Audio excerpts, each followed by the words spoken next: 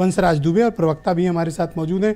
वंशराज जी, आपका स्वागत है। मैं आपसे समझना चाहता हूँ, मतभेद इंडिया गठबंधन में आपके भी हैं, आपके राष्ट्रीय संयोजक ने भी कई बयान दिए हैं ऐसे जिसमें कांग्रेस काफ़ी असहज हुई है। क्या आपको भी पहले से पता था कि ये अलायंस जो बन रहा है ये सिर्फ पार्लियामेंट के लिए है, या आपको नहीं पता था? नहीं, देखिए ब्रजेश जी, मैं आपको बताऊं कि जो इंडिया अलायंस का गठबंधन हुआ है वो मतभेद, मनभेद, महत्वाकांक्षा से परे हुआ है।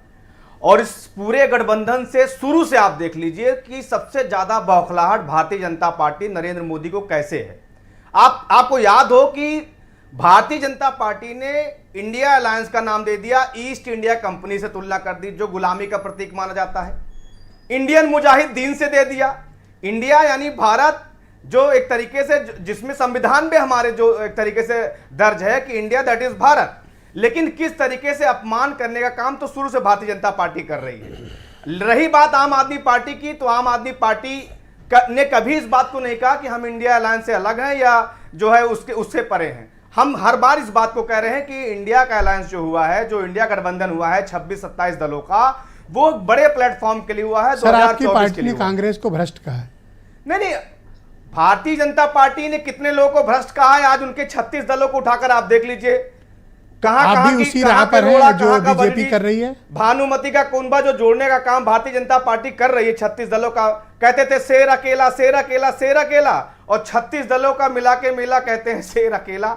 तो ये नए नए अडानी के जो दलाल पैदा हो गए हैं, कितनी बेशर्मी है। अनिला जी तो मुझे लगता है कि हमारी बड़ी बहन है, इनको तो भाजपा ने बहुत कुछ दे दिया, और अब नरेंद्र मोदी जी भी उसी राह पे चल दिए, क्योंकि उनको भी पता है 2024 के बाद बोरिया बिस्तर बांधना शुरू हो गया है, तो इसलिए चैनल पे सब्सक्राइबर बढ़ाने का काम शुरू कर दिया है मोदी जी ने। आप सड़ी गली सब्जियों से तुलना कर रही इंडिया अलायंस के जो घटक दल है उसके साथ। क्या बेशर्मी है।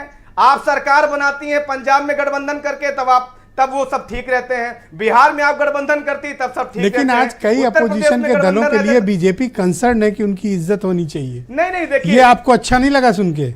आप ब्रजेश भाई मेरी बात समझिए, भारतीय जनता पार्टी की दुर्गति शुरू हो गई है। और ये आज मैं एक खबर लेकर आया हूं, आपके चैनल पे इसको दिखा रहा हूं। इसमें देखिए, जैसे जैसे नड्डा जी की फोटो बड़ी हो रही है, मतलब कुछ ना कुछ गड़बड़ी हो रही है। इसमें देख रहे हैं, ये आज ऐड दिया भारतीय जनता पार्टी ने छत्तीसगढ़ में, इसमें नड्डा जी हैं, मोदी जी गायब हैं।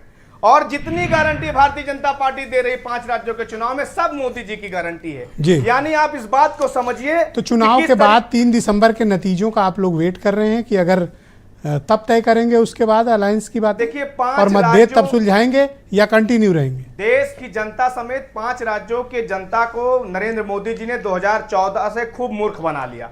अब 5 राज्यों के जब नतीजे आएंगे तो जनता इनके मुंह पे तमाचा मारने का काम करेगी। कांग्रेस ने सही किया जो कमरे में बैठ के जो लोग राजनीति कर रहे हैं उनके मुंह पे तमाचा दुबे जी, कांग्रेस ने जो किया वो सही किया? नहीं, देखिए, मुझे लगता है कि कांग्रेस इस इंडिया अलायंस का एक तरीके से अभिभावक है, तो उसके जो कुछ कदम है, मुझे लगता है कि कांग्रेस के प्रवक्ता ज्यादा अच्छे से उस बात को बता पाएंगे कहां उनसे गलतियां हो रही हैं। शुक्रिया आपका। मैं हेमंत तिवारी जी को आमंत्रित करता हूं, जाने माने राजनीतिक मामलों के